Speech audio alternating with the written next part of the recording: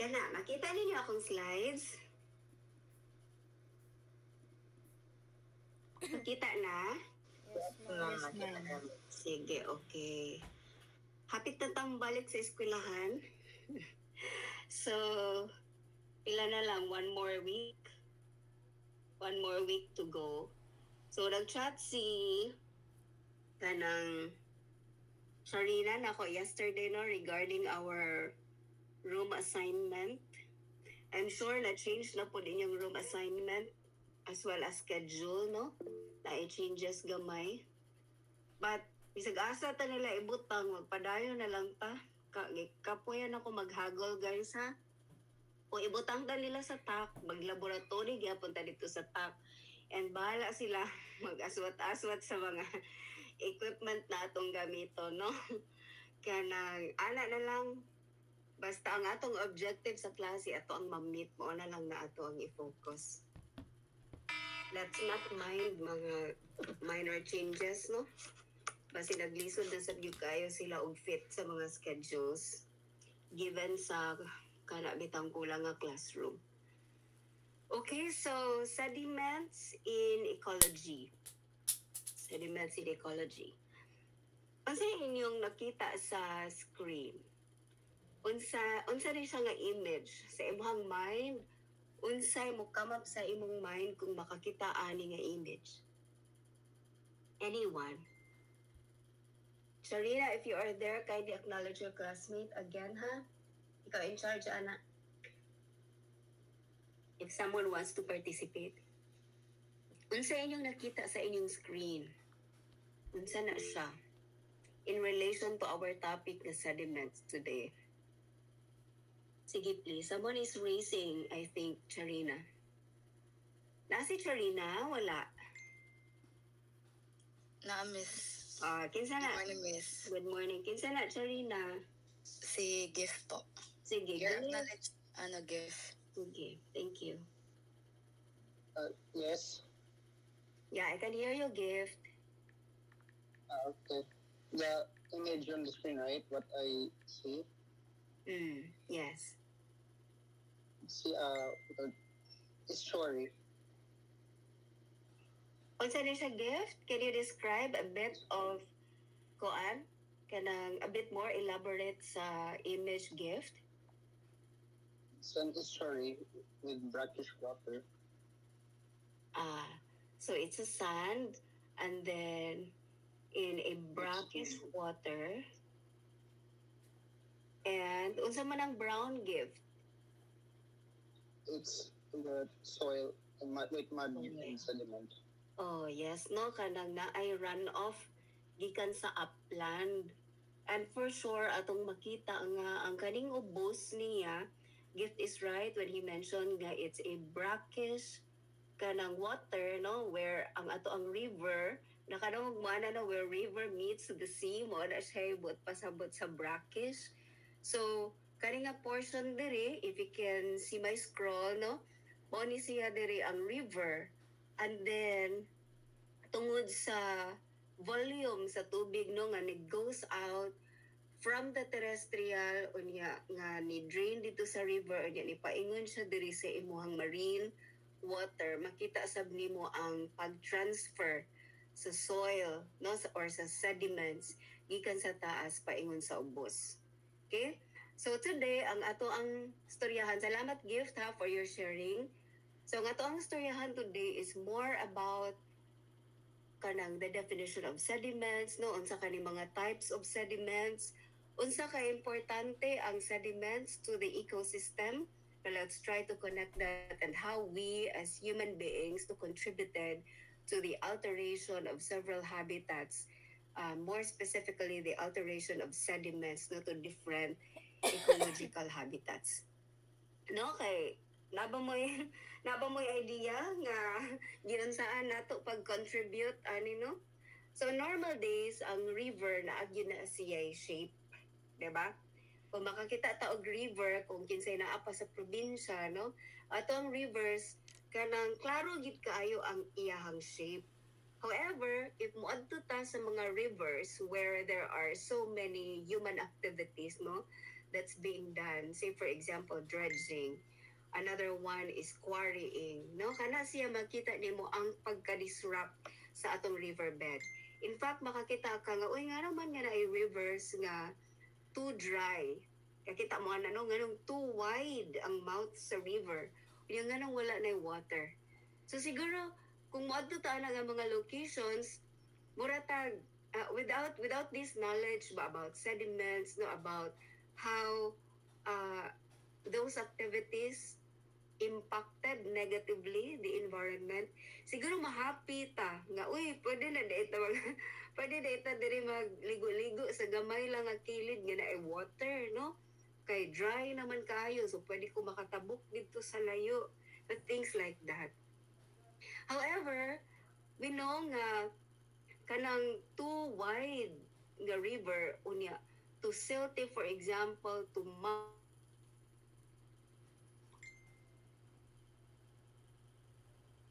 that is not the natural kanang the natural image or the natural characteristic of rivers. No, nakabaw naman ta last time na atay idea about water.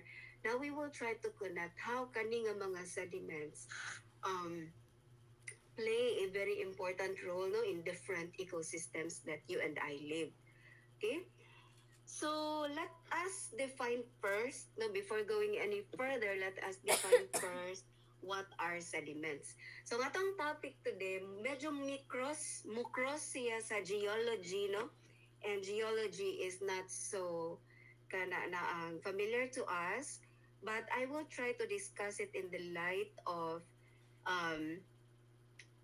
contribution of geology to ecology, no, para dili kaayo jargon ang mga terminologies. And I will also try to define as much as I can, no, ang mga terms nga dili kaayo nato sa familiar.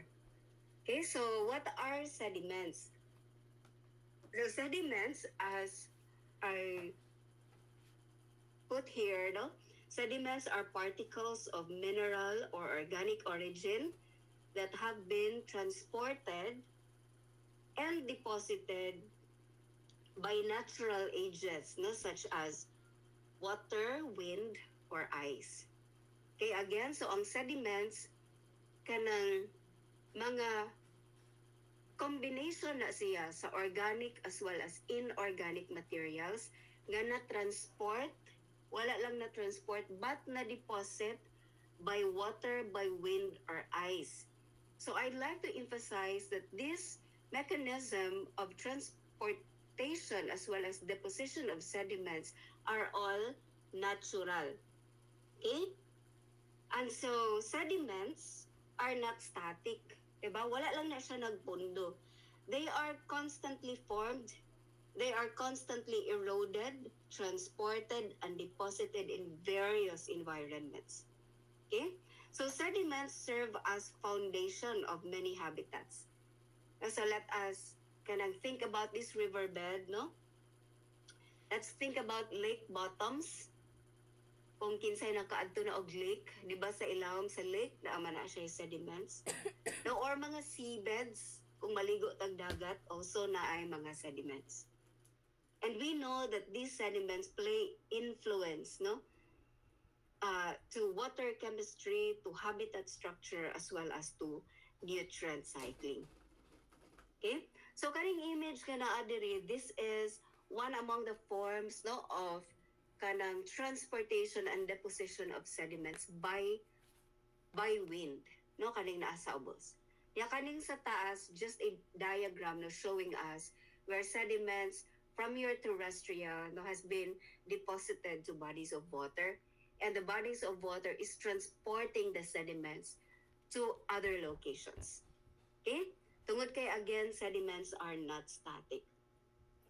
So sediments are important because they act as both physical substrate as well as sources of nutrients. Diba? Dili lang nato siya lang taon nga kanang yuta ra na siya, no? But as we take a look at sediments, I hope we can think about the nutrients, no, that sediments brought. and how organisms no, have been dependent to sediments, and how organisms might be um, affected no, by deposition of too much sediments. Okay? So, ang mga sediments, no, mo-influence siya sa process like sedimentation rates, no? Other processes such as erosion, or kanang gitawag nila nga sediment compaction. Compaction meaning kanang say Bisaya ana kanang ma-compact say Bisaya ana guys, nabangi ko. Kanang ma-compact ang soil ba? Dili siya porous, dili siya inara ka easy mo flow. No, kanang mga processes na siya nga nag-involve sa sedimentation. Unya the particles, no, because we define it here as particles, these particles vary in origin, so they also vary in size as well as composition and also ecological function. Okay? So example lang no kung naa kay makita mga kanang sandy beaches no along kanang coastlines, di ba? Madto kag baybay o niya na ay sand, no? Na ay beach, na ay sand. O niya, it's actually consists of mineral sediments that's being transported by wave action. Di ba? The reason nga nung na kay white sand diha. Nag-wonder mo guys, nga nung na white sand? Gano'ng kaha? Anybody? Gano'ng kaha na white sand? I've mentioned nga ang iyahang transportation probably due to wave action. Ngano kaha? So kasagaran sa mga na ay white sand, ang reason ana, lagi na siya coral reef. Okay? Kaya ang imong white sand is actually a product of the pounding action of the waves, no? Nga naa kay kanang mga corals, okay? So ang imong mga corals sa kadugay sa panahon no na pounded siya and then nahimo siyang pino.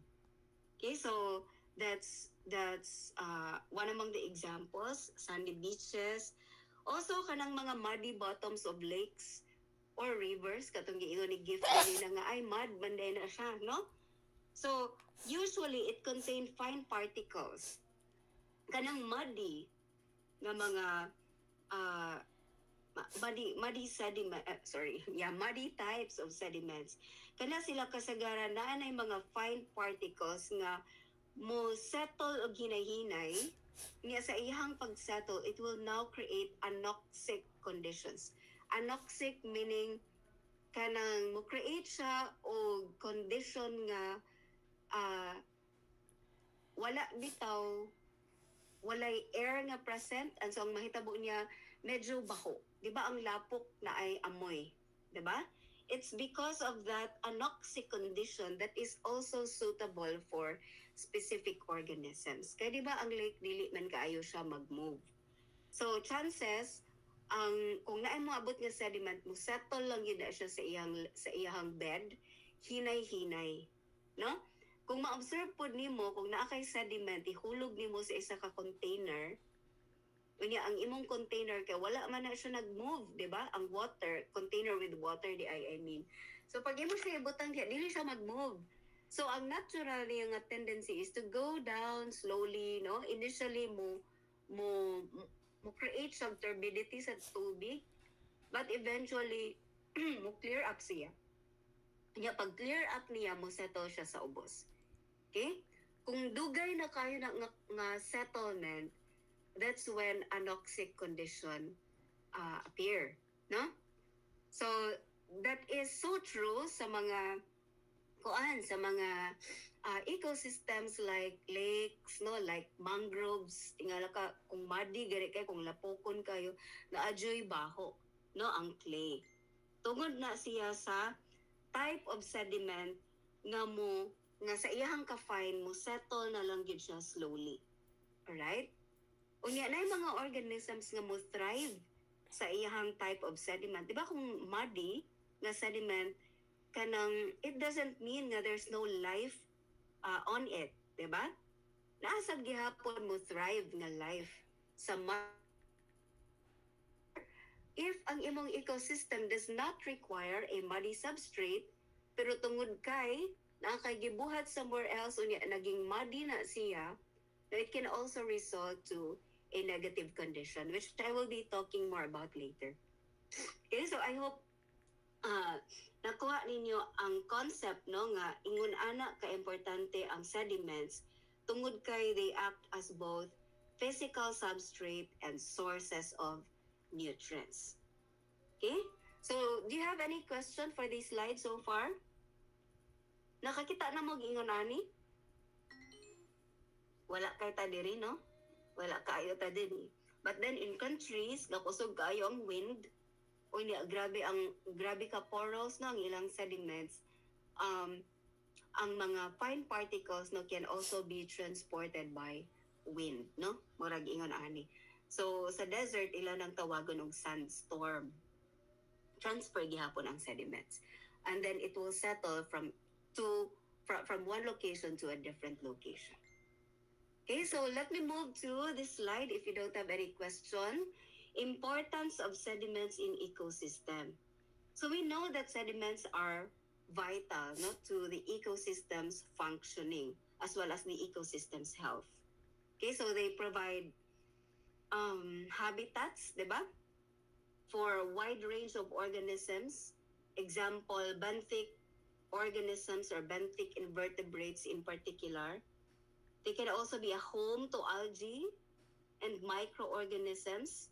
And they also influence water quality by affecting clarity, oxygen levels, as well as nutrient availability. Okay? So, dako kaayo o kahimuan no, ang sediments in one ecosystem. And so, on normal days, no, lain-lain nga types of sediments no ang naa sa usa ka ecosystem. Tungod kay daghan sang organisms ang nag-thrive ana, pero pag imo nang i-change kanang you are not only changing the habitat structure but you are also affecting the organisms as well as the organisms distribution on that ecosystem. So kanila nga example no, una naa kay healthy subtidal habitats. O ni ang imong seagrasses, ang imong seagrass kanang nag-thrive na siya sa imuhang substrate, no? Sa imuhang sediments nga naa sa ilawom. Okay? Unya, ang phytoplankton, okay, that have been kanang mga phytoplanktons that are utilizing no your seagrass ecosystem are producing oxygen no, to the kanang ecosystem. And so here, kung naakay seagrass, naakay healthy subtidal seagrass ecosystem, langoy-langoy ka dili siya baho, no? Dili kaayo siya baho. But then, kung ang imong seagrass will started to die off, probably because of kanang, for example, kung ano na daghang sea urchin, ilaha man ang kontra. So kung daghang sea urchin mo prey sa ato ang seagrasses, then it will result to kanang death of our seagrass ecosystem. And so what will happen? There will now be less habitat for phytoplankton, diba? Less habitat for our phytoplankton that produces oxygen. And so in so doing, sediments also increases, di ba? Kaya ang pag-transport sa sediment gikan sa upland paingon sa lowland is kanang a dynamic process. Always na siya ginabuhat sa nature, no? Unya, what happened? Kana mo increase ang deposition of sediment nimo in the seafloor. And so later on, kung wala na gyud seagrass sa imuhang kana na ang ecosystem, you will now have a less stable seafloor with less clear water and less biodiversity. So manang mo ana ta, uy, lubog kaayo ang ato ang kanang aquatic ecosystem. Okay? So same is also true no sa mga kana betong ecosystem like this no nga nahimo ng rubble. Probably before the before the disturbance kani siya kay healthy ni siya nga coral reef ecosystem. But then later, after sa disturbance, you can see no nga ay ingon ana na yung itsura sa iyahang sea floor, no? Tanang daghan mga rubbles. Okay? Kani sabi siya is an example of a sediment with shells. So kani siya, ang imuhang mga shells, no, these are also part of the sediment. In fact, it belongs to one among the types of the sediments which we will be discussing later. Okay? So, with that, no, let us remember nga daghan nga mga aquatic organisms ang nagdepend sa sediments for shelter as well as for breeding ground. Okay? So take for example kanang mga salmon, wala man tay salmon diri no. Muspon na sila in gravel beds. So kanang bitaw mga gravel, meaning ana, mga rocks ni siya, not so gagmay pero dili pug kaayo siya dagko no, mga gravel.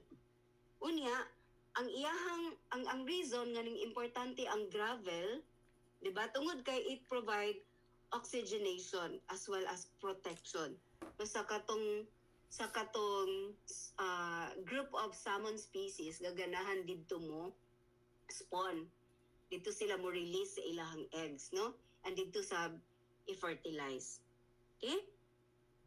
Unya, water quality, okay, ang water quality, say for example, kanang taas bitaw kayo ang sedimentation from erosion, no, it can lead to increased turbidity, and then kung taas kayo ang turbidity, it will reduce light penetration, and eventually it will affect the photosynthesis in aquatic plants as well as algae. So kung ma-remember ninyo, katong last discussion nato on water, no? Di ba mag-thrive ang coral reef ecosystem usually in photic environment. Although na ay mga daghan subcorals nga naa sa mesophotic environment, pero ang kasagaran sa mga colorful corals naa na siya sa area nga well lighted. Okay? Unya daghang plants, daghang algae nga naa didto.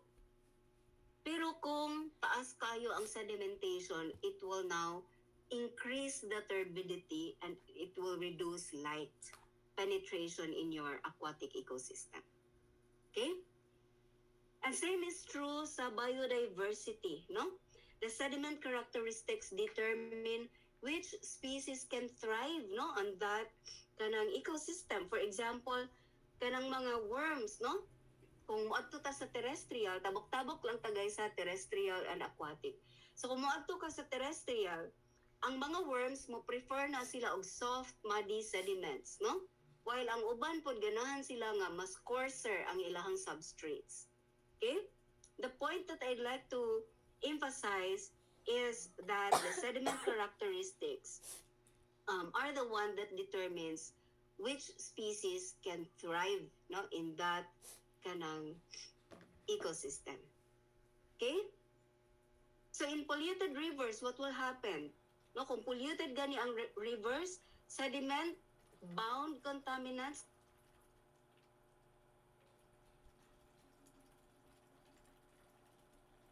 remember ang mga sediments is not transported and deposited in to different ecosystems kanang as organic particles alone, no? Let me emphasize here nga naasab siya dala nga mga inorganic materials. And those inorganic materials can be in forms of contaminants, okay, that can bioaccumulate. And when it accumulates, no, it will then impact lower forms up to higher forms, di ba? Maabot pa sa ato, So, dili good buot pasabot nga kanang wala ni effect, no? Ang sediments wala siya effect sa human. Kaya naaman dahil gitawag nga bioaccumulation, no? From sediments, from polluted sediments that is being transported by ecosystems paingon sa kana na ang aquatic ecosystems. Okay, so I hope you get my point. Let me move to the next. Uh, Next slide. Types of sediments. Okay? So ang sediments, they are classified based on how they originate and their particle size, both of which influence their physical and chemical properties. Okay, so based on origin, this is important because this helps us understand the process that generates sediments. I will be discussing this one later. Okay, and actually, tulo. Naitulo ka types of sediments based on origin. Una, clastic. Second, biogenic. Third is chemical. So clastic sediments, they come from weathered rocks. Okay?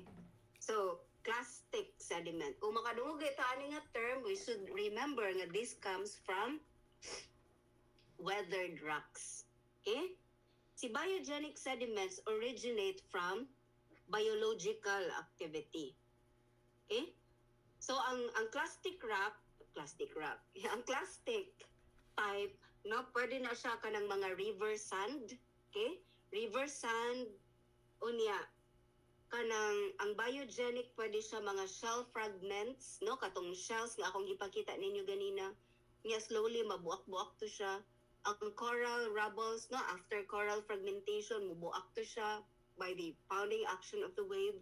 And then it will now become fragments and will become part of biogenic sediments. And the other one is chemical sediments. So chemical sediments can be salt deposits. Okay? Dapat ko specific examples are na in the next slide. Lantaon lang nato later. Okay? So ang imong chemical sediments they form through mineral precipitation. So, mo nang naa kay mga kanang chemical salts, no?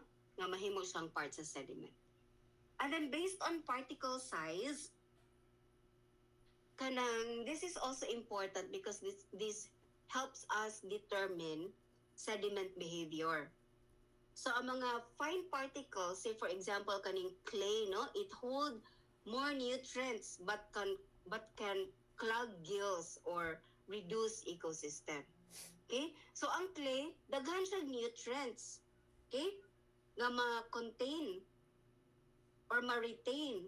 Pero kaya po niya mo-clog, no? I-clog niya ang mga locations unya if ever it will also reduce oxygen. So mo na atong makita kana bitaw mga clay nga mga clayish nga mga environment or mga ecosystem pareha ng mangrove, nganong taas man kayo ang diversity diri, no? Nganong daghan mang nitubo dinhi, nganong naamay mga mangrove associates aside from mangroves, nganong taas man ang seedling ug sapling dinhi. It's because of kanang gawas sa gawas sa kanang salinity, di ba, mga important man kaayo na nga component. But aside from that, ang clay man good kay nag-hold siya og daghan nga mga nutrients as compared to sand. So as compared to gravel. Okay? So ang kaning mga coarse particles, pareha ani ato ang gravel, ang iyang buhaton kay it will provide different habitats as well as it will influence the flow dynamics. Kung nakay gravel, kanang ang mo-create siya, kung kabantay mo no, nga kung mupa-flow bitaw ka og tubig unya na gravel, kay mo-create bitaw na siya mga ripples, no? So mo-create siya dynamics, unya eventually, it also has some effect, no, to the ecosystem. Usahay, ang mga gravel, di na mutago ang mga kaya na ang organisms, no? Usahay sab, kanang ang gravel kay creates more dissolved oxygen, okay? Things like that. Dako siya og impact, no? To ang ato ang particle size kay dako siya og effect to the organisms that thrive in kanang that particular ecosystem.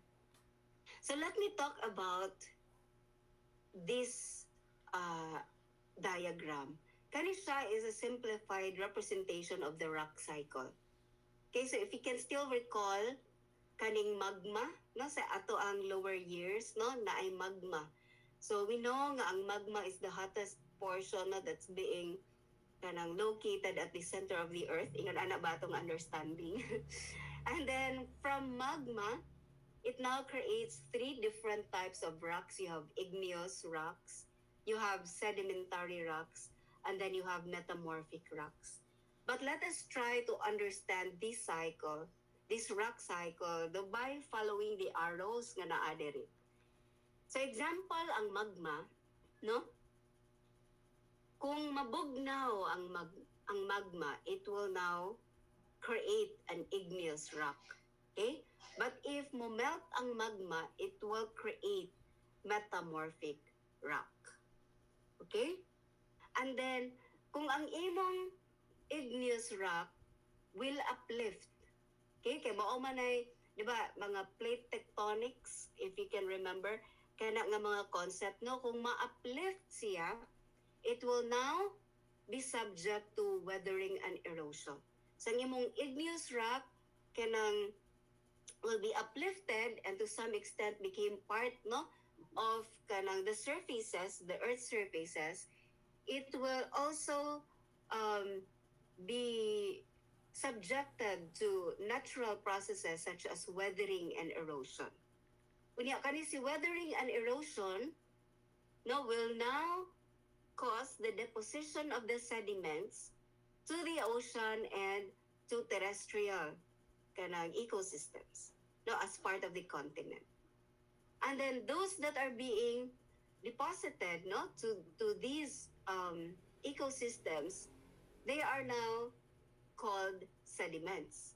Okay? Unya kung mabury na sab ning mga sediments, we call them now sedimentary rocks. Okay? Unya kung si sedimentary rocks kay mainitan siya under pressure, it will become metamorphic rocks, and if metamorphic rocks will melt, it will now become part of the magma. And so the cycle continues. Okay? So what about if ang metamorphic rocks ma-uplift na sab siya, no, sa mga tectonic plate movement? When this is uplifted, it will become part of the surface. Same is true with the sedimentary rocks. It will become part of the surface. And so your sediments here, as well as your metamorphic rocks here, will still be subjected to these natural processes, weathering and erosion, and will become sediments, and the cycle continues. Okay? So, ingon ana lang, no, ang nahitabo nganong naatay sediments karon. It started from the magma. The cooling as well as melting of the magma. So here you have another simplified diagram telling us how sedimentary rocks are formed. Okay? So una na ay weathering, no, meaning na ay physical breakdown of rocks, no? Fragments of rocks. And then na ay erosion, which means the transportation of sediments. And then na ay deposition, meaning na ay settling. And then you have the cementation or the compaction of the sediments. Okay? So let me move to this more specific discussion of sediment rock formation. Na ingon siya diri na ay constant nga kanang pag-break sa rocks, no, on the surface. Alright? And so the breaking of the rock is actually an effect of freezing and thawing, the effect of plant roots, effect of acids, and other forces on the rock. So if you can imagine, no, kung naa kay rock, kung i-subject nimo siya sa extreme temperatures, naa kay freezing, unya naa kay pag-init, no, paspas kaayo na mo brittle ba ang term? Mo kanang mo gabok, no, ang imuhang rocks. Ya same gihapon kung naa kay plant roots mo na ilang giingon nga kung magbalay daw ka, dili pug ka magtanom og kanang kahoy nga dool si imuhang balay. No, because that is true, no, ang plant roots will help in weathering. Okay? So kaya niya nga ang weathering mango, this is a physical force ba, where the rock is now broken up to fragments. Okay? Unya, kung naana kay mga fragmented particles, it will now be eroded. Okay? Dalon siya by erosion, a process by which kanang naa kay running water or naa kay wind, or in other kanang regions, no, mga polar regions, pwede ice that will carry bits of broken up rocks. Okay? And then next to it will now be the deposition. So whatever means, no, nga naabot siya dito, pwede by water, by air, by ice, okay? Ang next na process is musink siya paingon sa bottom, or musettle sa bottom, musettle siya kung aquatic. Pero kung terrestrial, same gihapon, no? Musettle gihapon siya sa imuhang kanang lower nga mga terrestrial environment. Okay? And so the deposition is defined here as the process by which sediment settles out of the water or wind carrying it. And then you have compaction. Okay? Ang compaction, ingon siya diri, this is now the creation of different layers. Okay? Ang mga older sediments, no, will be squeezed, and then they will kanang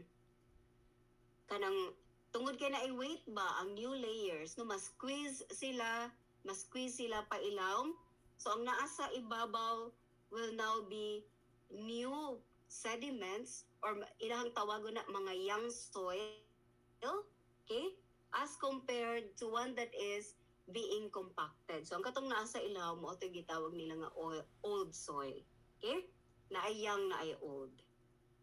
Unya, yun siya, ang pag-press daw sa sediments together is known as compaction. Okay? And then the last process is now the cementation. So ang cementation, this is the process in which dissolved minerals crystallize and glue particles of sediment together. Okay? So kung ma-compact na gani ang sediments, no, lisod na dayon kanang lisod na kuhaon, no, ang mga, for sure na daghan kay mga minerals nga naa diri, but it's now kanang difficult, no, to extract all those minerals. That is why nga daghang mga kanang mining karon. Tungod kay ang cementation as a process, no, allow the minerals to be crystallized. Okay, unya, kung imo siyang makita, nagid siya sa deeper portion of the soil. Mura rin siya sayon lang tao, no, but then let us be reminded that ang kaninga kana na ang process, no, took siguro more than pagyud nga more than kaingon siya diri ang kanang sedimentary rock formation. Okay, upat ka process, imo na lang natong 5: weathering, erosion, deposition, compaction, cementation. Okay? So now let us talk about origin-based sediment types. Okay, ganina nag-mention ko about clastic. It's also known as detrital. No, basig lang kanang maka-encounter mo ani nga word, parehara na siya sa clastic. Okay?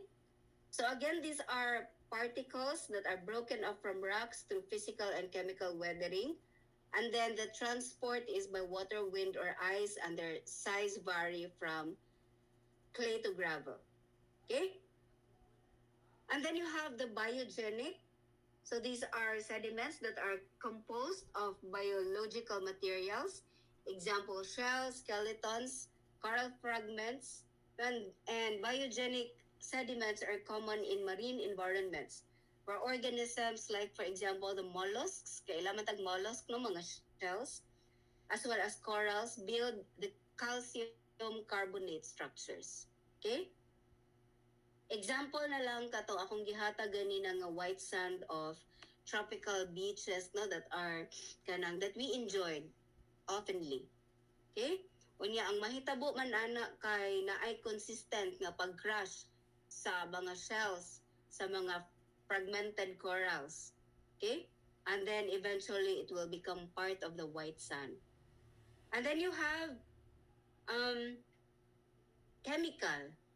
So these form when minerals precipitate directly from water, and oftentimes this happen when ions become super saturated. Okay? Example kanang mga salt flats in deserts where the evaporation concentrates salt as well as other minerals. And I'm not so sure if you are also doing mga experiments on this, no, mga simple experiments in your chemistry just to make the concept more real, no? I'm not sure, hopefully.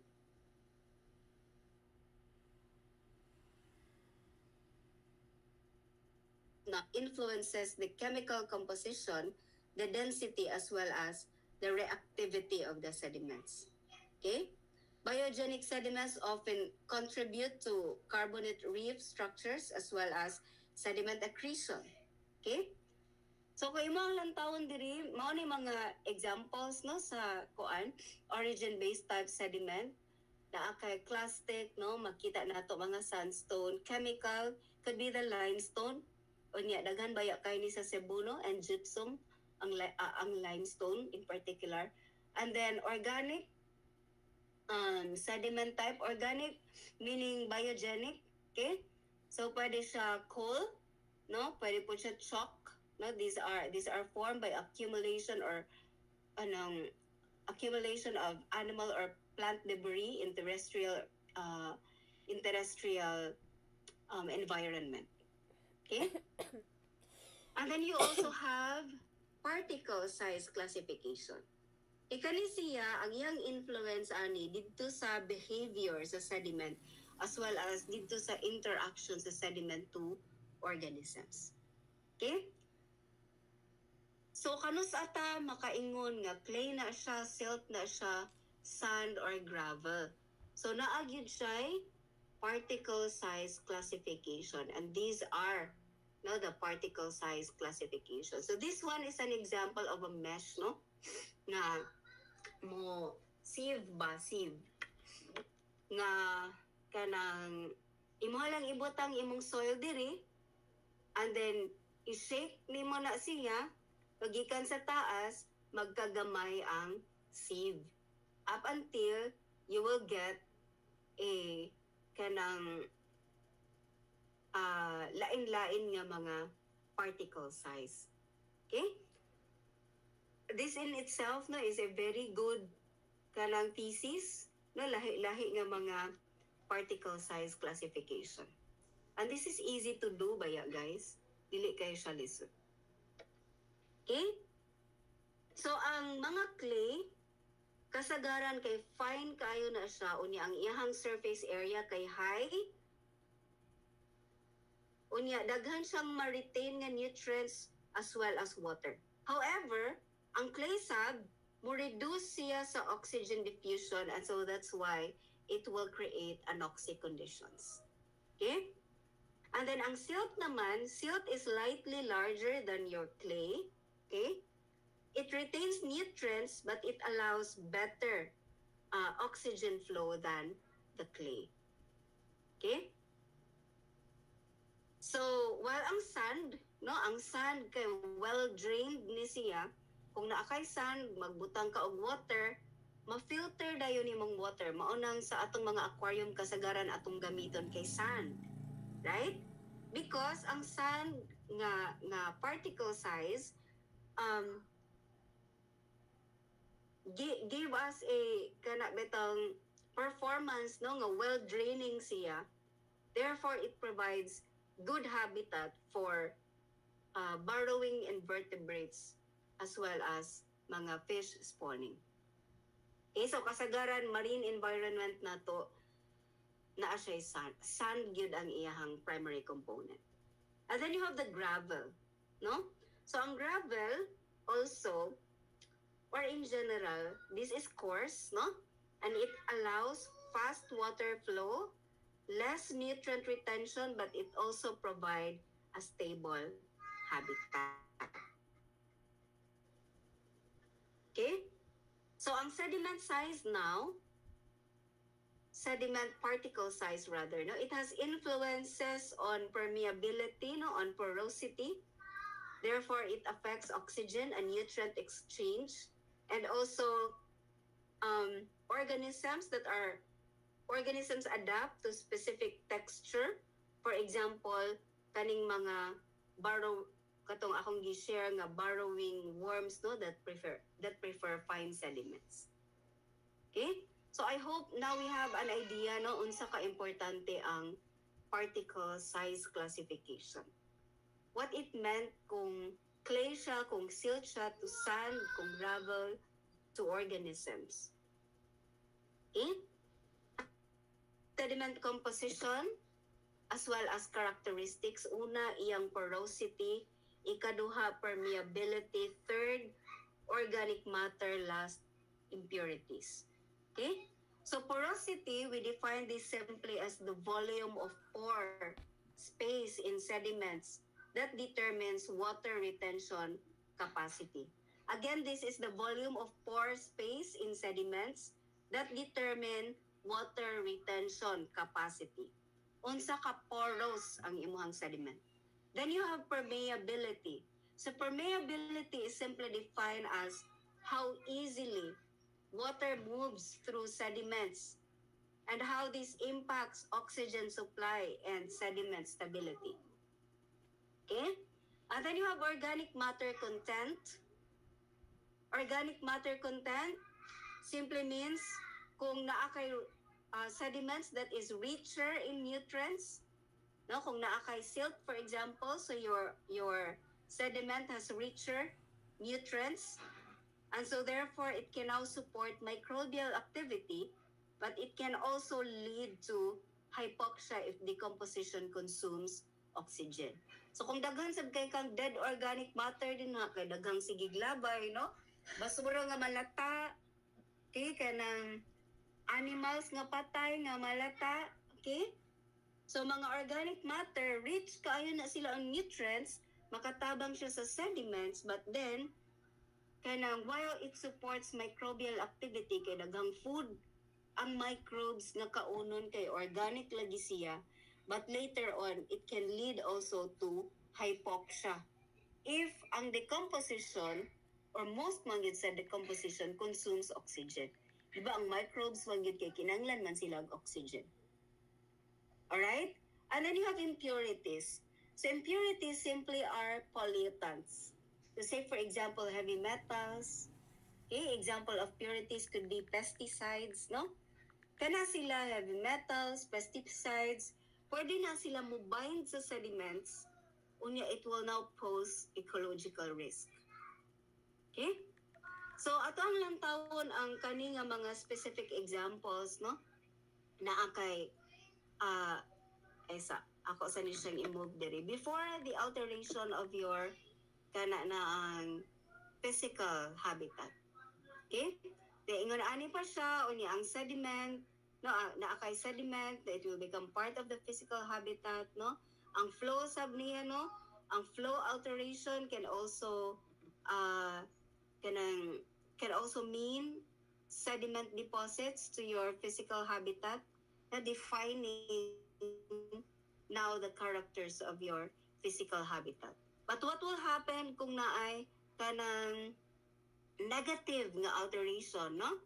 So, for example, ang imong flow alteration will be altered negatively, so it will cause increased sediment deposits, and so it will also destroy your physical habitat. Okay? So naa siya interconnection. Alright? Unya here, this diagram showed us the direct connection between your biodiversity as well as your ecosystem functioning.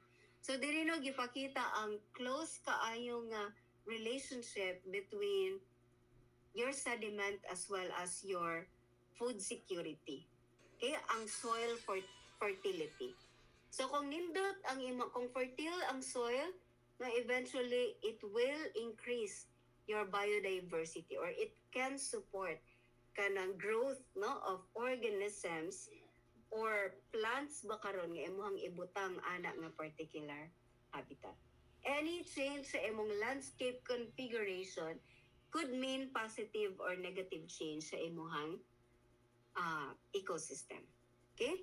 So kanisa nga diagram is just a simplified diagram showing us no the direct relationship between the biodiversity as well as the ecosystem functioning. Okay? So let me move to, hindi na mo, lihok. Let me move to the next slide. Sediments in fresh water. Okay? So ang sediments, as I've mentioned earlier, it influence water clarity, it influence light penetration, it also has influence to habitat structure. So ang katong mga fine sediments, di ba mo, hinahinay siya og settle. Di ba? Hinahinay siya og settle, mo increase ang turbidity, i-reduce niya ang light, therefore reducing photosynthesis as well. And then the coarser sediments, like the sand and gravel, provide spawning grounds or spawning sites for fishes. Okay? Unyaon sa man ang implication kung ma-destroy no, ang atong freshwater habitats. Okay? So example na akay excessive fine sediment deposition sa imuhang marine ecosystem. Unsa man mahitabo? Guys, unsay mahitabo kung naakay excessive fine sediment deposition to your benthic fauna? Sige daw, be? Can anyone share? Gikan sa mountain na ay erosion, so low sediment delivery mo hinahinay siya settle. Okay? Pero na ay mountain, high ang sediment delivery to your aquatic ecosystem, what will happen? It's all in the koan. It's all in the diagram. Can someone share, please?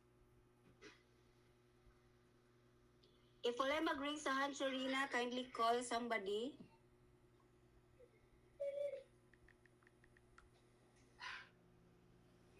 Sige, na ay nag-raise sa hand.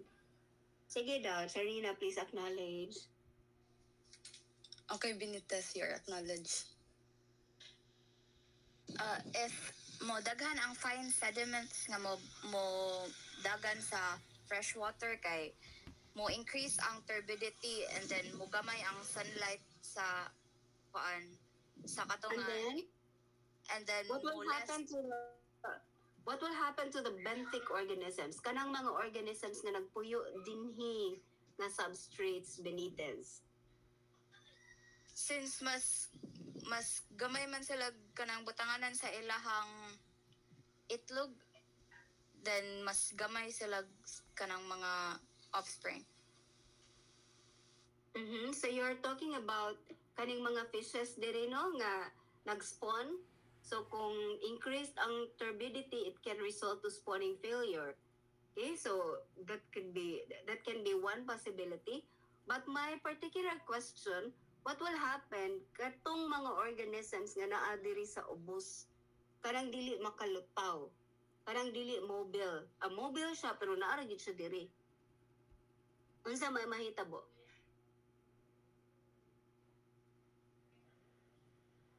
Mas less Sige. Mas less ang movement since lahi naman nga mga substrate ang naa sa ubos. Mas less ang movement. Sige. Thank you. Any other answer? Salamat, Benitez, ha?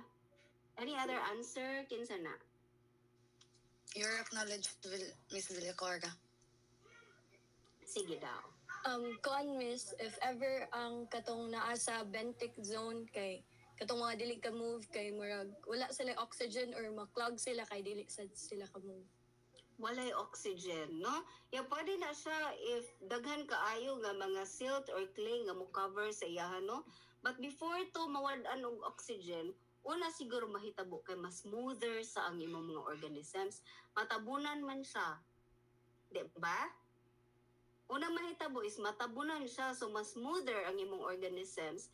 Unya same kanang kung for example na kay mga corals diri, matabunan sa siya, no? And then later on mao na dayon to, na dayon kay kanang low kaayo ang imong dissolved oxygen, no? So thank you no nga naana mo dinha nga kuan ang inyong mind kanang naana dinha no ang potential effect of sediment delivery as well as sediment deposition to kanang aquatic ecosystems. Imagine guys ha, gikan jud na siya sa mountain. That is why, thank you Teresa ha, that is why very important no nga ang ato ang mountain should have some form of healthy forestry. Okay? So tanawa diri, mountain forested catchment with natural soil cover. So but pasabot ang imuhang water diri kay daghan siyang kahoy. So what if ang imuhang forested area no tungod kay naay human induced activity no mukuan siya, mawad-an no, mawad-an bi ang imuhang mawad-an o kahoy ang imuhang mountain for example.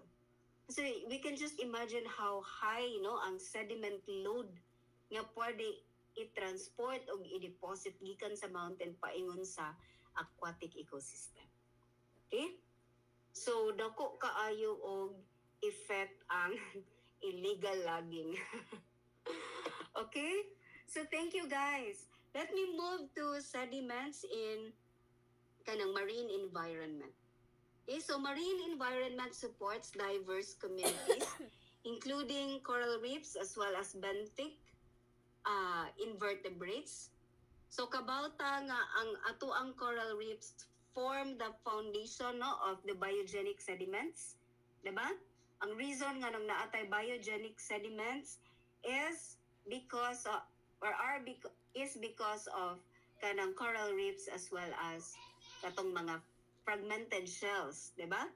So fine sediments, same gihapon no, it can cause hypoxia, meaning ma-reduce ang dissolved oxygen and it will kanang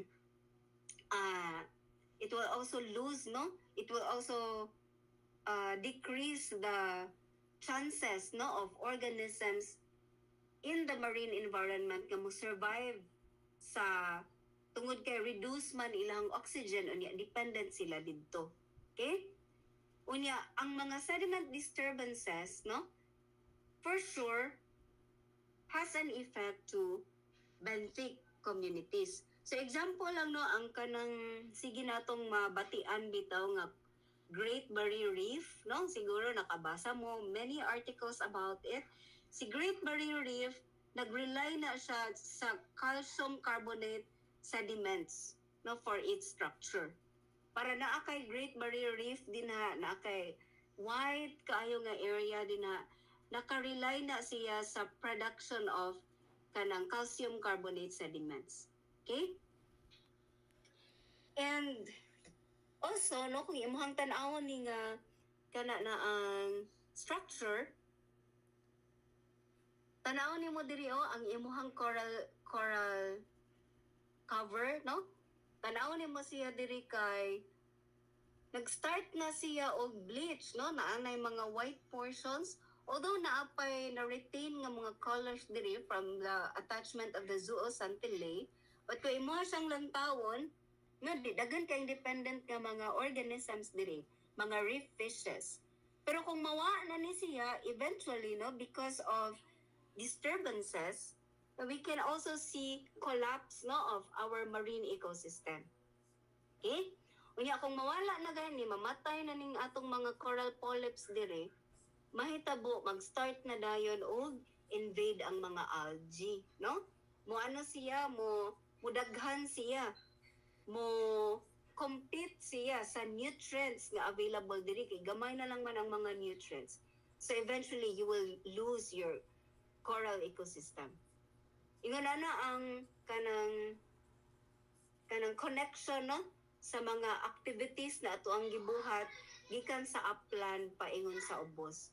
Ang so mo nang kasagaran makadungog ta nga anang mga campaign nga from ridge to reef, no, gikan sa ridge paingon sa reef dapat ang approach, no, when we try to manage kanang ecosystems, okay, from ridge to reef. Kay dili lang nato, kay bisag unsaon nato effort, no, nga magbuhat ta o nga i-mitigate nato ang mga disturbances dili, pero wala nato gi-identify ang mga activities that are being done, no, in higher locations nga nag-transport sa sediment gikan dito paingon diri, so all our efforts will be in vain. Siguro ma-delay lang nimo, no, ang iyahang kanang ma-delay lang nimo ang death sa imong ecosystem, no? Mahinay-hinay lang og kamatay ang imong ecosystem, but you can never do away with kanang ecosystem loss kung wala nimo gi-address ang kanang root causes. Okay? And also terrestrial habitats. Okay? So here you have soil sediments that are influencing plant growth, water retention, as well as nutrient availability. Kani mga, kani kay mga lain-lain nga mga soil na in different environments. So say for example na kay temperate deciduous soil, coniferous, grassland, tropical rainforest, desert soil. So kay mga lang taon lain-lain ang iyahang mga kana na ang composition, no?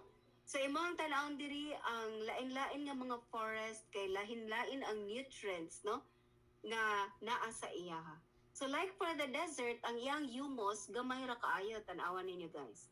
Ang iyang humus, which is so rich in minerals and nutrients, gamay ra kaayo. Okay?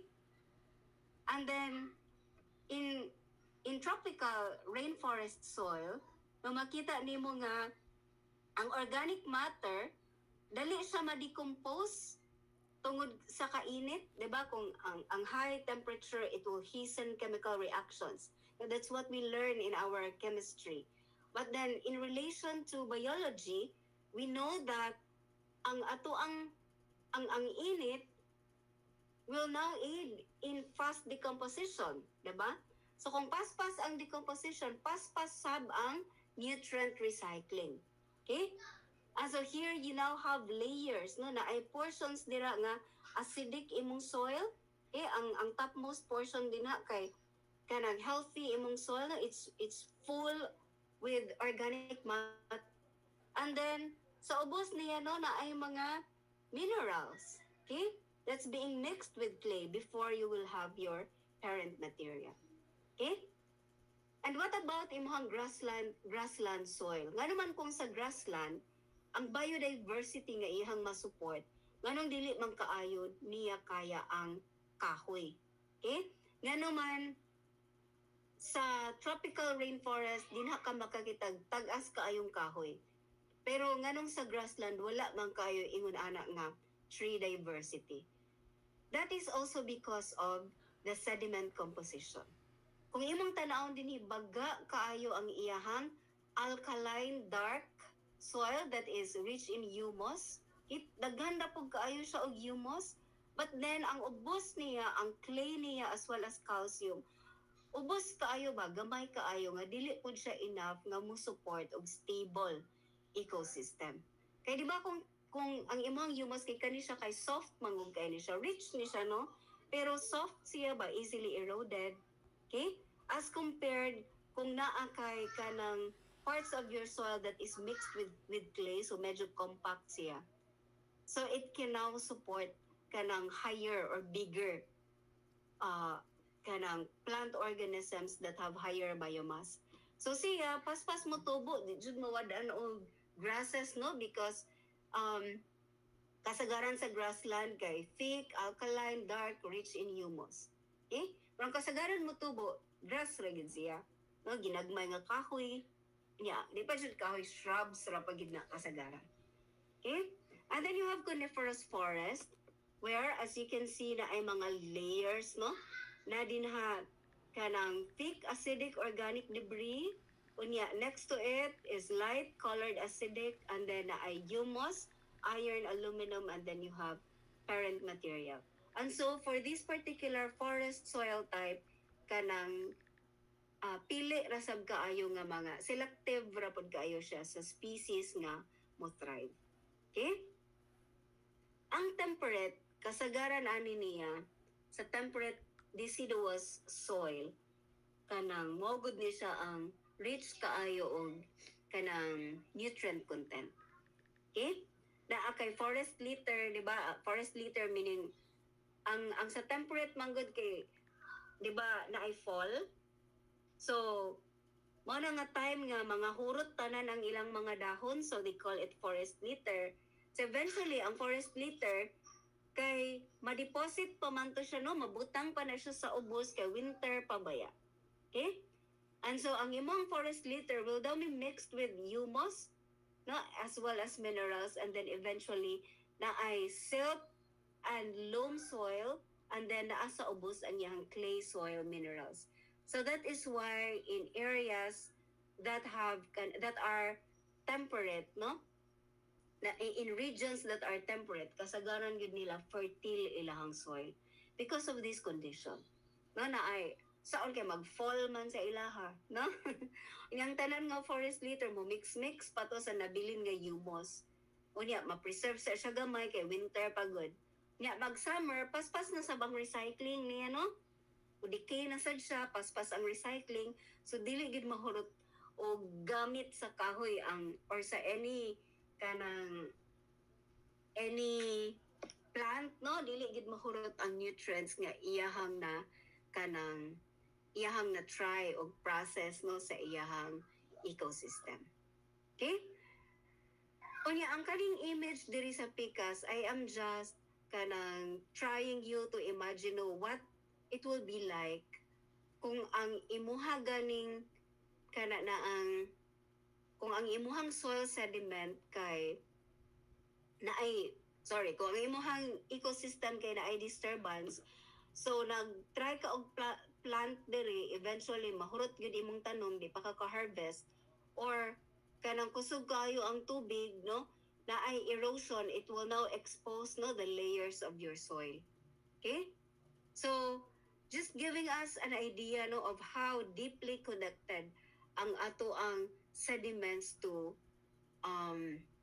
food security. So dependent yung kaayo ta sa atong soil sediments, no, para ta na ay kaunon. Okay? So I hope we now have that kind of appreciation, no, sa ato ang soil sediments. Now, what do humans do? Dire na sa man kay mga activities nga ato ang ginabuhat that alter the sediments. Okay? So now we have activities like mga kaning diri sa taas, no, like agriculture. Diba? Kinahanglan ang soil kay gamiton nato for agriculture purposes. But then pwede sabi siya no nga na ay construction. Daghan kay tang makita diri na mag-construct and then mag-mine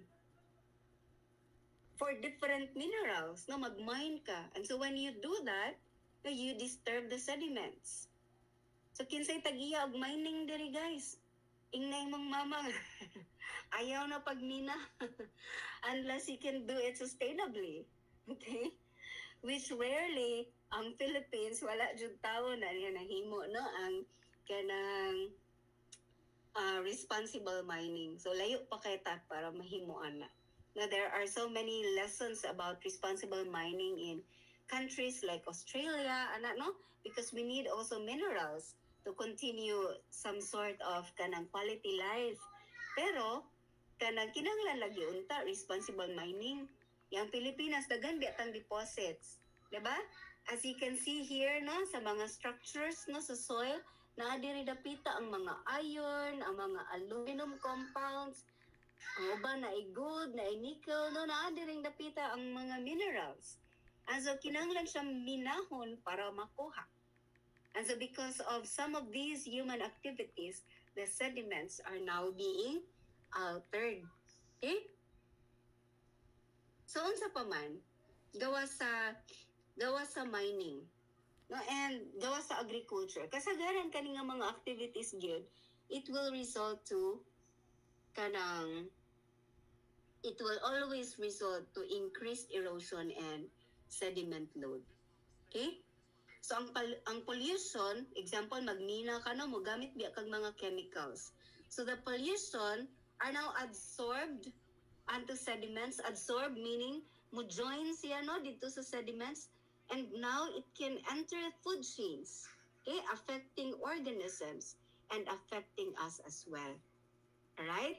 And so sediment alteration can indeed lead to habitat loss, to decreased biodiversity, even to poor human health.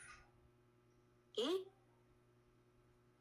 So makita nato ani nga mga examples, or even sa Cebu, kanang sa atong na-experience daily kung naay tag-ulan.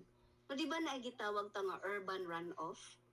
Unya, ang urban runoff, kanang hugang mga, di ba, polluted, mangugan ko ano, city ba? Sa atoa ba? Kanang polluted kaayo.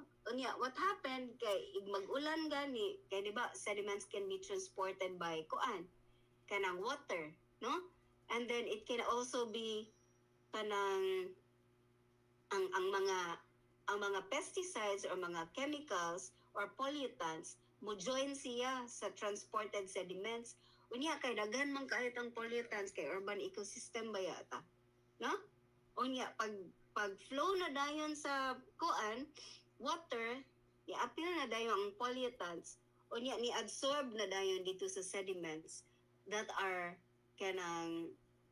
being transported by the rivers. Okay?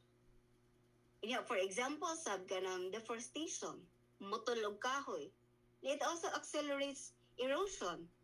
Unya, it also increase sedimentation downstreams. Morning, ambot oy kung naa pa ba tay chance? Naa pa ba ka tay chance no nga sa urban ecosystem daghan kay tag pollutants. Ato ang bukid wala na kahoy, no?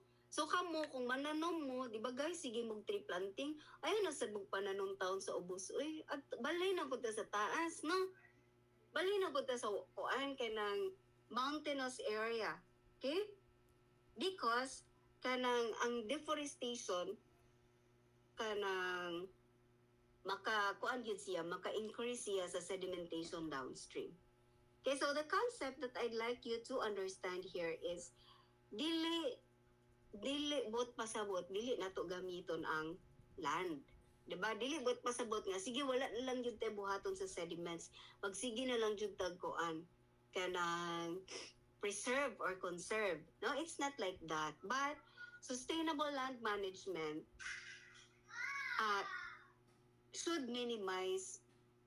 should prioritize minimizing sediment disturbance. Okay? So kung ganahan ta nga puhon-puhon no, wala ta kabalo unsay inyong mga kana betang profession no in the near future, kanang kung naay cases nga you will have a chance to manage kanang portions of land no, kanang please bear in mind na ang sustainable management should always be understood in the concept of minimizing sediment disturbance. Okay? So ang mga restoration efforts should include sediment traps, no, erosion control practices.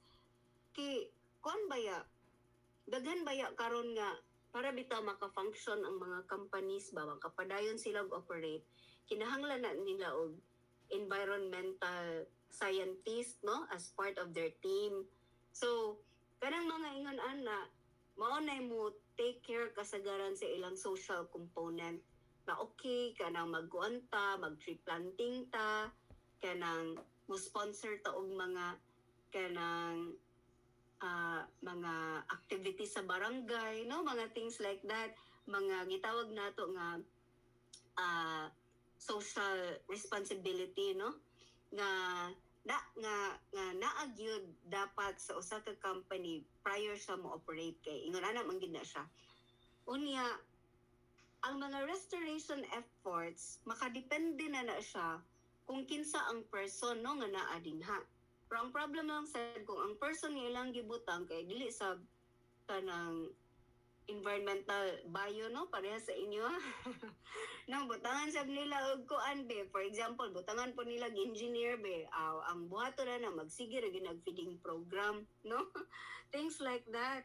So ang restoration efforts should also be focused on kanang mga doing control practices ba para ma-minimize ang erosion no. And so pwede sab nga magbuhat gyud ang mga parehaning magbuhat og minahan no, dapat gyud unta na ay mga sediment traps no. Kung naay portion buhaton sa bukid, kabantay mo anang mo travel mo paingon sa kanang mo paingon dito ta sa Balamban, makakita tag na ay mga murag net nga gibutang sa bukid to prevent erosion. Yeah, so those are actually good control practices no, that is important to help kanang to help our sediments less disturbed. Okay? So wala tuod na sila live. Nga ang ato ang mga sediments din na wala na sila live. Unlike sa kanang other biological component. However, any disturbance that you will do to the sediment will for sure cause harm to the living organisms or the biotic component. Okay? So I hope I made myself clear on these concepts. Do you have any questions so far? Guys, naipangutana, wala? Any reaction, any thoughts that you want to share before kumuad to sa activity? Anybody?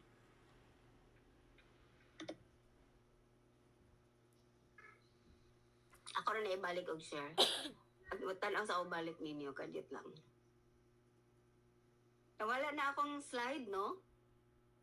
Hindi man siya mawala. Okay. Sige, so any thoughts, guys? Si Abigail Bike, wa ko kabalo nga nung nagniyas ni siya. Abigail, any thoughts? What is it that is new to you as we discuss about sediments today? Hello, ma'am. Good morning, ma'am. Can I be heard? Yes, I can hear you. I guess, ma'am, about the going back to face-to-face. Uh-huh. And my thoughts, ma'am, on the sediments is that at first I didn't know that they had adverse or indirect na problem. I didn't know that they would cause problems to those that were in the ocean. You know, I thought that since they're just like some sort of like stone and dirt, I thought, no, it's just a normal part of an ocean, but I didn't know that if too much too much of it can destroy the ecosystem. Mm-hmm. Okay, so thank you for sharing, Abigail. Daghan kayo nag-left the group. Nag-left the group mo, ay, kabo akong tawagon, be. Asa si Joy Min, be, ka nag-left the group. Joy, asa ka, Joy? Wajud ni balik. Si Charina, wasad ni balik. Si Jonathan, wala sab. Hala, karon na lang ta mag-screenshot, be. Asa man ta si Josh, be. Si Koan, I'd like to hear from ang tanawon. I'd like to hear from you kanang Clarence unya Kent. So may I know kung Clarence una unya Kent. So what is it that kanang murabitog naka reflect kagamay no sa ato ang sharing today? Kasagaran man gud ang sediments kay neglected gani siya nga topic no, murag dili kaayo istoryahan ba, but kanang it really is a critical component yun to understanding ecosystem holistically. So can I hear from you? Kinsa to una nako gitawag? John, kinsa gito una nako gitawag? Clarence. Sige, Clarence. Ikaw di Clarence.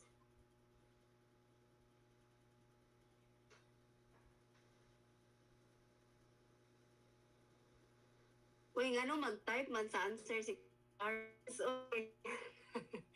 Sige, so, sige daw, sige. It's okay. You type your answer. While waiting for you, I'd like to ask si Kent. Kent. Si Kent kay bully. Good morning, Ma'am. Adungan ka ma'am. Yes, Kent, I can hear you. Based ako na learn sa tong discussion today, Ma'am, kay like I agree with you na very neglected yun ang topic of sedimentation sa atong mga restoration projects. Like if we talk about environmental efforts to restore our forests, we often talk about tree planting, mangrove planting, may nana siya, Ma'am, but we often neglect how important the sediments present in that ecosystem. So that's why, like with this topic that we learned today, I think it's important na i-integrate na to siya sa itong mga environmental efforts, Ma'am, so that we could restore forest efficiently and properly, Ma'am. Mm-hmm. Okay, so thank you, Ken. Mo din naghaha si Kent Clarence. O wala, hangtod ron Clarence. Wala pagyapon ka nag-type. Si Darimple. Kau daw be Darimple? And then si Yuko. Can I hear from you? Hello, ma'am. Am I audible? Yes, Darimple. Unsa kitong question, ma'am, kanang Unsay imuhang kanang bag-o nga na-learn sa topic on sediments?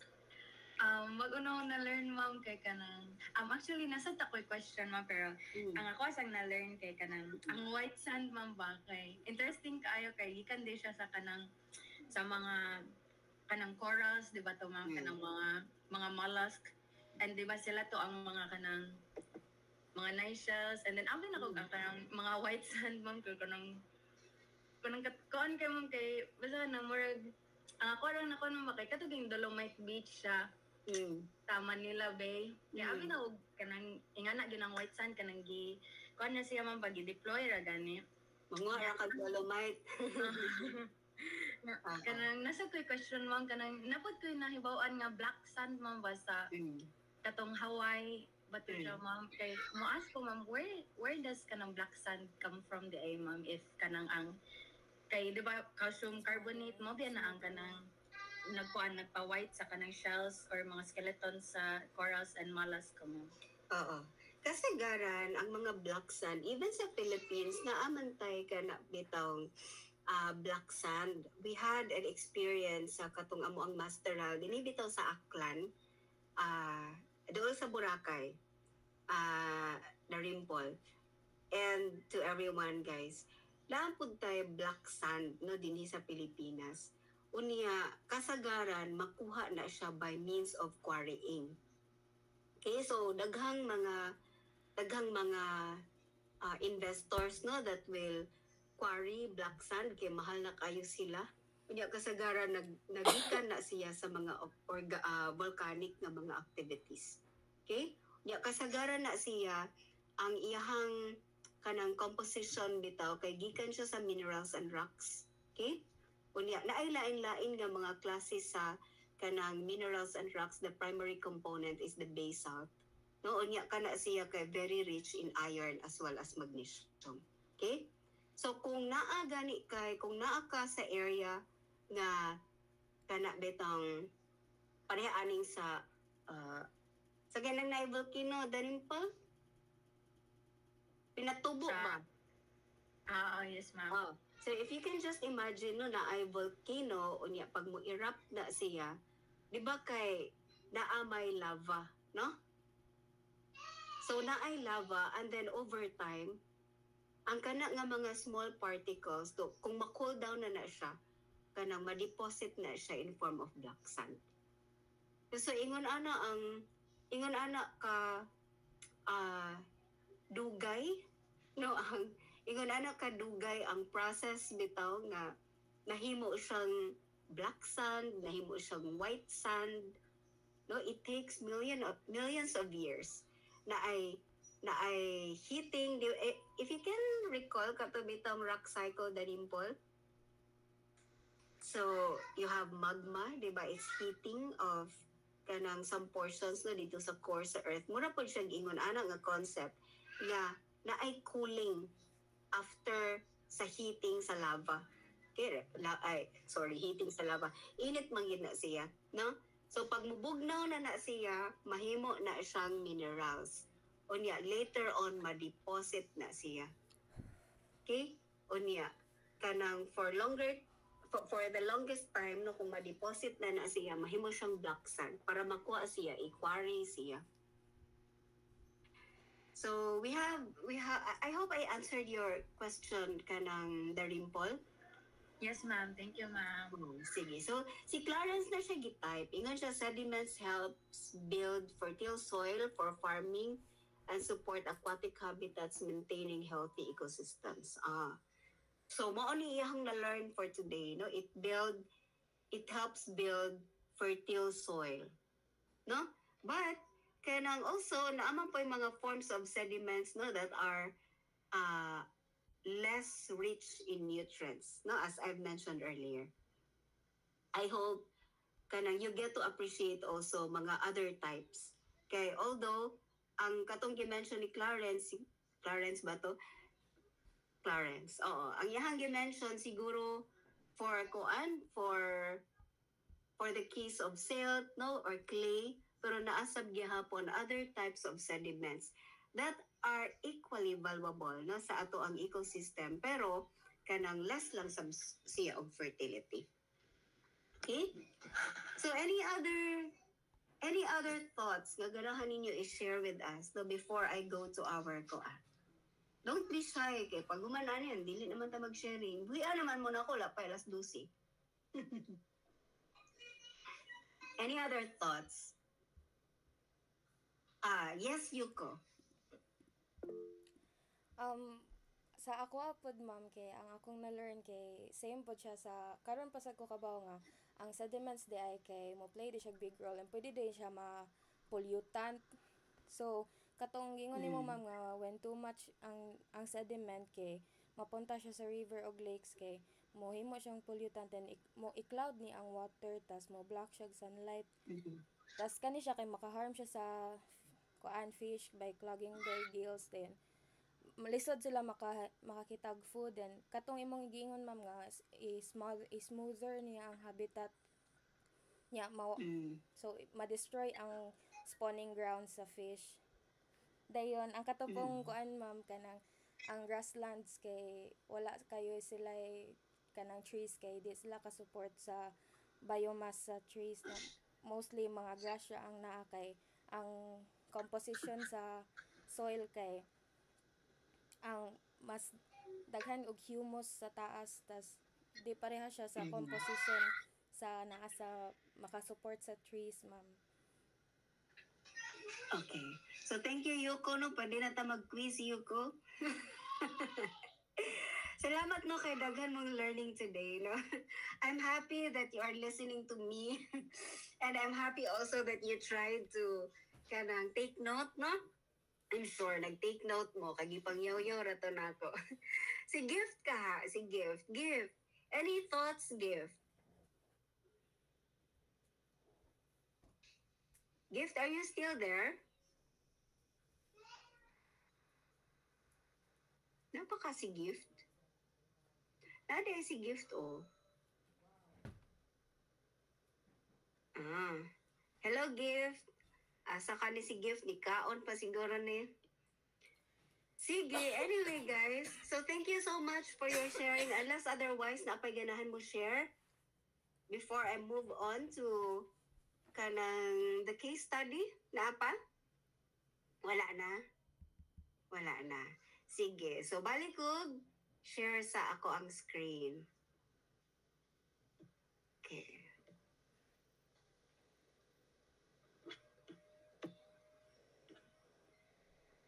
Okay.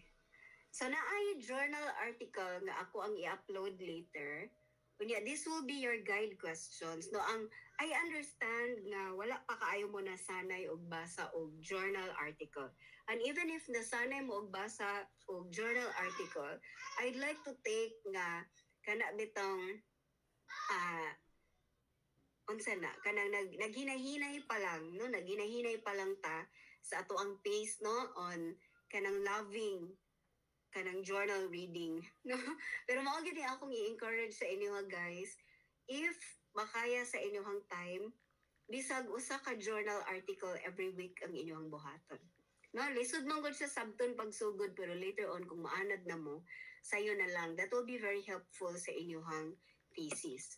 So kani siya, na journal article, the title for that akong tan-aon, kalimot ko sa title. Ang title sa journal article kani, Assessment of Heavy Metal Contamination and Ecological Risk in Urban River Sediments, a Case Study from Leyte, Philippines. So wala kayo ta nagpalayo no naa sa Leyte, and the authors of kanang this, the primary author for this kanang case study is from VSU or Visayas State University. So I hope bisag medyo daghang dili kaayo, medyo jargon no, pero I am providing you a guide question, simplified guide questions that will somehow help us understand no, or help us kanang enhance the knowledge that we learn about sediments today. So these are the guide questions. No, what metals are found in the river water? Where do metals in the river come from? How do scientists test for metals in the water? So here I am asking about the methods, no? And then, are the metal levels in the river safe or harmful? So when you quantify whether it's safe or unsafe, you have to answer me in terms of its safety to lower forms and safety to humans. Okay, and then how can we use this information to protect the river? So there are questions that might not be answerable by the article, no? Pero ang kasagaran diri kay makita gid nato sa article. Ang kaning questions like how, so this pertains to your understanding na of the concept that's given to us by the article. Okay, so I will upload it after our class, and then you will be required to submit that by Monday. Monday, before our class starts. Unsa na Monday, guys? Naano ta sa eskwelahan? Ay, so, uy. Unsa na deron? 26? Yes, ma'am. Monday, September 1. Uy, see you di ay. So, see you di ay sa Monday. So, inyong ipasa na ko ani hard copy. Guys. So, meaning, pwede ra isulat ha, no need to kuan ka ng print. Kay, sayang ang kuan. Sayang ang inkong papel. Pwede ra gamay, pwede 1/2 sheet. Ano. And then, where do metals in the river come from? How do scientists test for metals? Are the metal levels safe? How can we use this information to protect our river? Okay, so that's your activity, and this will be your assignment, which you will do by pair. And if you can bring it sa Monday, pero dili pa ta makatrabaho sa Monday dayon guys ha, mo settle down lang sa takay. Mukuan pa baya ko, mo sign out pa kog mga equipment, okay? Mo sign up pa kog mga materials dito sa laboratory. Arrange na ko tanan para dire-diretso ang ato ang kanang experiment. Also, ni kuan kay Charina, ang ato ang sediment kit mo abot na ka siya, sediment kit, nutrient kit mo abot na ka siya by second week September. I think Miss K, maabot na to within the week po. So if ever, is it okay guys nga Monday mag-arrange ako sa equipment, iga Tuesday mag-practical exam sa ta. Practical exam. Kanang murag long exam ba? Long exam lang ta sa lab kay daghan na kaya tag concepts. Unya 50 items lang. Tanan, dili tanan, tunga lang, multiple choice questions and identification. Kana lang, no essay. 50 points. That will be on Tuesday. Unya ang Monday, kanang mo settle lang sa ta for kuan. Mo settle lang sa ta for our laboratory. But I might be giving you short lectures as well. Okay? So any Miss, questions? ay kanang unsay coverage miss sa practical exam. Ang katong tanan nato nga na-discuss. Topic katong start miss sa tuna miss no. Oo. Okay. Pero more on kuan ra ha kanang identification and sa to akong giingon kanina MCQs, multiple Apo, choice question and identification. Apo. Ana lang. Sige, yeah, that will be on Tuesday pa. Ang sa Monday, you need to go to the school so that we can meet. O niya, ang inyo hasang assignment kani by pair siya nga dapat na amoy sediment collection. Pero dili pa ta makakandak ani ang inyo lang is dalon ninyo inyong collection. So meaning today kanang kamo na lay bahala ha, dagko na baya mo no, mag-pair na lang mo. Kanang Sharina ensure nga everyone has a pair. Ha? Ay, miss, kanang na-recall concern kay, ang amo mong good miss kay, 23 bitanan, so like, na ay magtulo, miss, sa amo. Okay, miss. Alay magtulo. So, Sharina ensure ha nga, dili pod nga ang mag-uban, ang mag-uban katong mga sabaan tanan no niya ang mag-uban sa mga hilumon tanan no pero nala ha guys na kanang si Charina na lang bahala kay kanang ayoko miss magano mag-decide ba or kami camera kanang dili oy kabaw man sad mo no kabaw mo kung may mga best friends sana pwede ra pero ensure nga ang katong uban gani nga dili gani kay ga-share sa klase kanang ma-encourage pud ba kung ibay pair ninyo kay we can learn if we will have a koan kanang open bitaw nga communication with others ba sige lang good kung dili nimo best friend imong kauban ha. Sige, so ang assignment is you will bring a sediment. You will collect a sediment and then you need to bring it to the lab. So mangita mo og nearby water body or soil area. Kumuha na mo ma'am na aman ang kaming duha ma'am pareha ming naa sa syudad. So di ba by pair siya so usa lang amo collect. Klaro? So I'm expecting nga ang inyong dalon sa laboratory will be a total of 11 samples. Okay, 11 sediment samples ang inyong dalon sa laboratory from your class. Okay, so mangita kag water body or soil area, you need to wear gloves if possible. Unya, kanang mogamit ka og clean or small shovel, o mo scoop ka og sediment from the top layer, you need to fill it with the sediments of about 100 grams when dry. So meaning, kung basa pa gani ang sediments, dapat sobraan nimo kay igugaan na, mugaan man na. Okay? Nga i-air dry nimo, gikan today, i-air dry nimo to 7 days. Pag adto nimo sa eskwelahan, ibutang nimo og cellophane nga gamay, nga nakasil. Gamay naman na 100 grams, guys. Di gina bugat, ibutang sa bag, ha? So, dalon nato sa laboratory so that we can have na these sediment collections. Okay? That we can set up in the class. Okay na ta? Walay question, Ani? Ako miss na kay question. Sige daw. Ano miss kanang kani siya na activity kay dadon na mga mga na-collect nga sediments ika Monday miss or ika Monday. Oo. Okay. Meaning, i-collect na ninyo karon para you will have the exact 7 days ni air drying. Dugay ba na mo ga? Gawas kung init. Gawas kung init sonta, ha? So, dalon na nato dito para ma-set up na nato daan. Pero it doesn't mean nga makaya na nato conduct na yun sa experiments. Ang ako lang makahulam na ko sa mga beakers, mabutang na nato siya sa mga beakers, anak-anak.